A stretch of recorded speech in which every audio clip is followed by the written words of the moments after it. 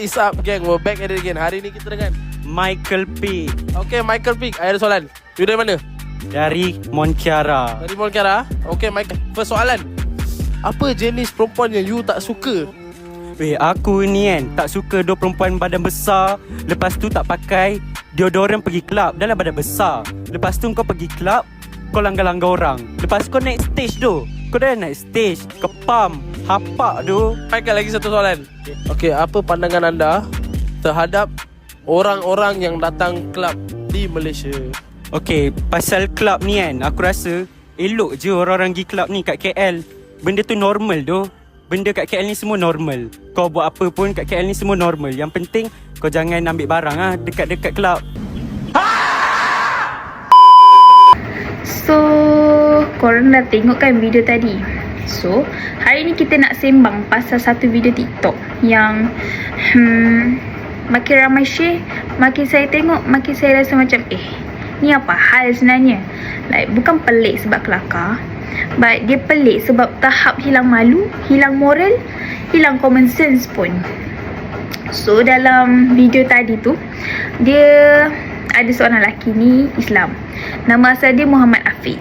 Tapi tiba-tiba je dia upgrade diri dia tu jadi Michael Pick. Okey lah, nama tu hak masing-masing. But then dia start kutuk perempuan berbadan besar, kata tak pakai deodorant, bau kepam, naik stage dekat club. Lepas tu dia buat macam pergi club tu normal culture orang Malaysia. Siap vibe dia macam ala chill lah bro, semua orang buat. No, this is not chill, this is lost values. Nak tukar nama silakan. Nama tak menentukan iman pun. But kalau buang nama Islam semata-mata nak menjustifikasikan lifestyle yang terang-terang bertentangan dengan agama, itu bukan self-expression. Itu lari dari tanggungjawab moral. Kita ni bukan marah orang berkembang, tapi janganlah kita gunakan perubahan tu untuk normalisasikan benda salah. It's not rebandering, it's escaping accountability. Now pasal body shaming pula.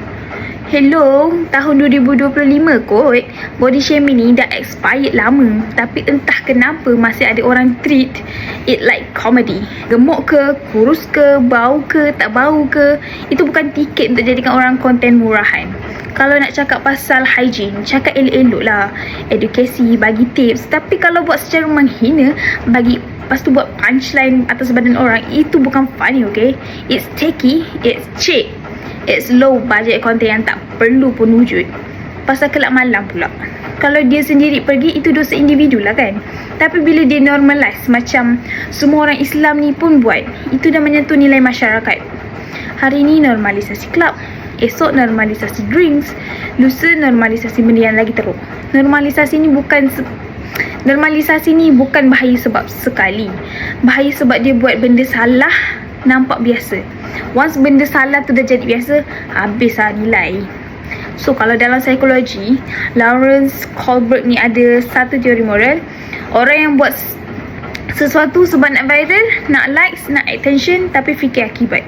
Itu tahap moral yang paling rendah, iaitu pre-conventional.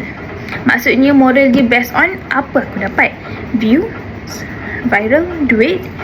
If you create content bukan untuk ilmu, bukan untuk manfaat, tapi untuk shock value, itu tanda moral kita stuck dekat level kanak-kanak, tapi ego level bos besar.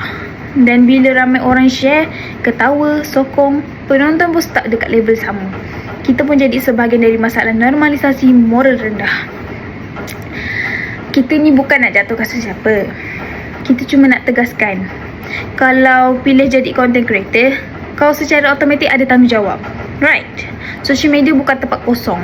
Ia bentuk cara orang fikir, cara orang behave, cara masyarakat tu nilai sesuatu. Kalau nak buat konten, buatlah. Tapi jangan korbankan maruah, akhlak dan agama semata-mata nak kelakar dosa art. No, it's not funny at all. So, kesimpulannya kat sini, tukar nama bukan isu, hilang nilai diri tu baru isu. Body shaming bukan savage, itu tak ada adab. Normalisasikan kelab bukan moden, itu normalisasikan kejatuhan moral.